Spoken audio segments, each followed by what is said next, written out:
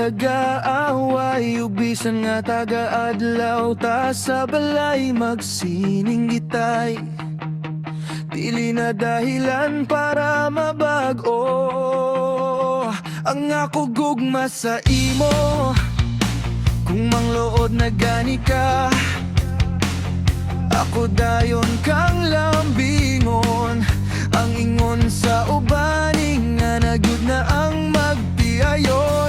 Mahibawan na nimo ang batasan kung kamo nagaipon. Kung ako gani malit na pag-uli,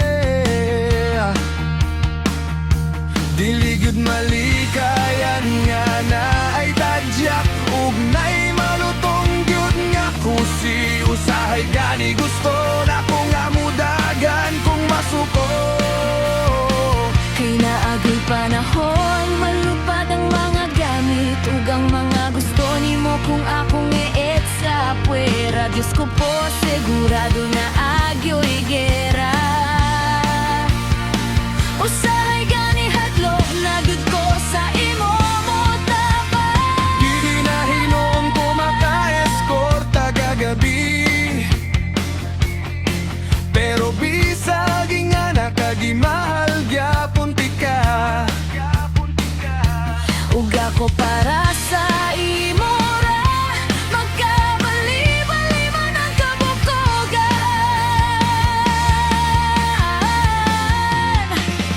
Bisan kabalo na ako nga nitukar nga gitupak ka lang, pero wala gyud ko'y mahimo kay babae ka lang.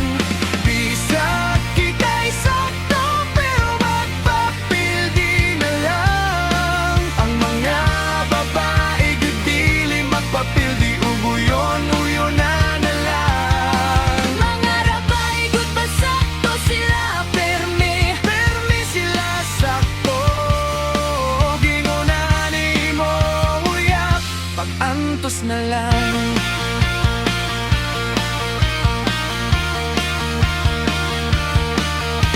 perming gisaad ko nimo nga dili gyud ti ka binuangan. Bisag taga-adlaw ka na lang permi sa ako umasuko.